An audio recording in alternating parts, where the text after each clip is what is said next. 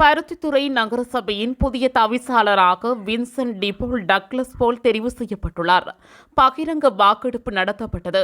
இதில் அகில இலங்கை தமிழ் காங்கிரஸ் உறுப்பினர் வின்சென்ட் டிபோல் டக்ளஸ் போல் 7-4 என்ற வாக்குகளில் வெற்றி பெற்றார். ஜீவநந்தினி பாபு தலைமையில் இடம்பெற்றது. இலங்கை தமிழரசு கட்சி சார்பில் தி. சந்திரசேகர் அவர்களும், அகில இலங்கை தமிழ் காங்கிரஸ் சார்பில் வின்சென்ட் டிபோல் டக்ளஸ் போல் ஆகிய இருவர் முன்மொழியப்பட்டிருந்தனர். இதில் பரான்சிஸ் ரட்னகுமார் வெளிநடப்பு செய்தார். 3 உறுப்பினர்கள் நடுநிலை வகித்தனர். அதனைத் தொடர்ந்து உப தவிசாளர் தெரிவு இடம்பெற்றது. இதில் 7-3 என்ற அடிப்படையில் அகில இலங்கை தமிழ் காங்கிரஸ் உறுப்பினர் தேவசிகாமணி தேவராசேந்திரன் தெரிவு செய்யப்பட்டுள்ளார்.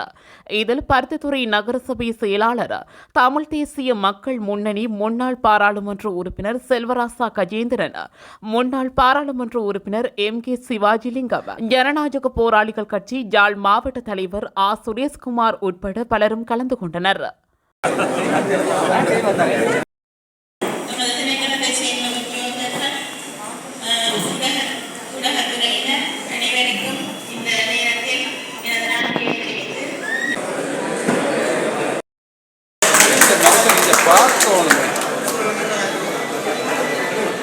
இதுபோன்ற செய்திகளை உடனுக்குடன் அறிந்து கொள்ள தமிழ் பிளஸ் யூடியூப் சேனலை மறக்காம சப்ஸ்கிரைப் பண்ணுங்க, கமெண்ட் பண்ணுங்க, ஷேர் பண்ணுங்க.